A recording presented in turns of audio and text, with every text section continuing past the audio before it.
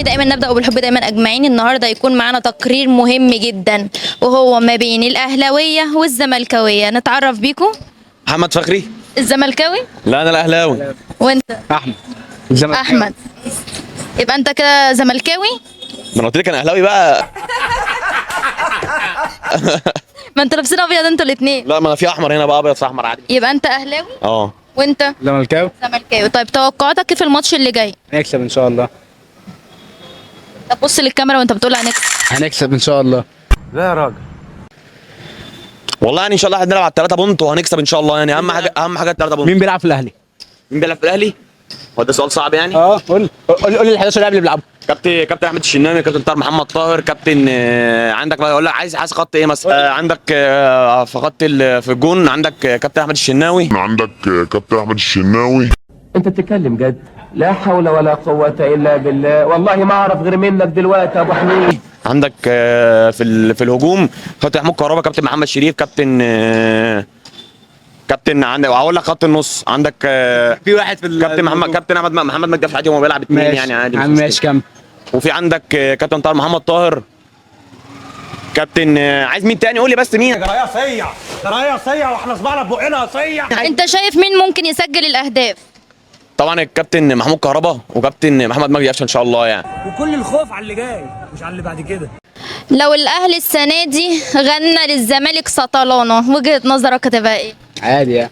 مش هتزعل؟ لا عادي. مش هتتضايق يعني؟ احتفال. يعني انت كشخص زملكاوي مش هتتضايق؟ احنا اللي هنغنيها لكم ان شاء الله. ذكي انت ذكي وذواق. غني له سطلانه. خلاص بقى ما احنا غنيناها بس عشان هو بيتضايق، هو عنده مشكله نفسيه في الموضوع ده يعني، فانا بحاول بس على قد ما اقدر. طلعني نفسي. مش متضايق بجد؟ لا عادي. عادي والله. هو الموضوع بس فيه مشكله نفسيه يعني بتواجهه، فهو احنا بنحاول على قد ما نقدر ان احنا ما نضايقوش او ما نعملوش حاجه يعني.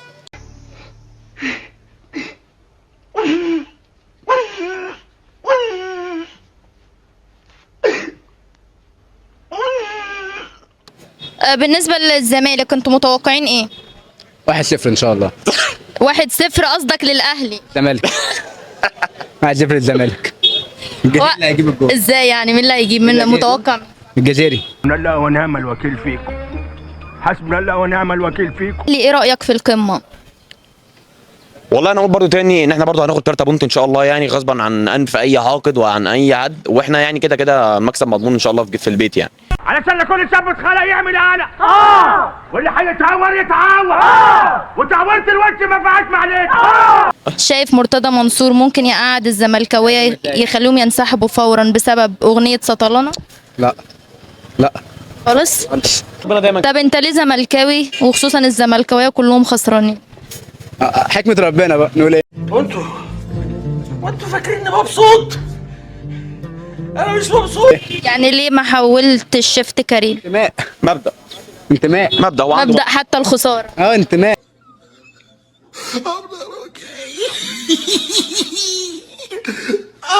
غني له سطلانه. خلاص بقى انا غنيتها له، بس انا بقول لك هو عنده مشكله نفسيه. خلاص معلش.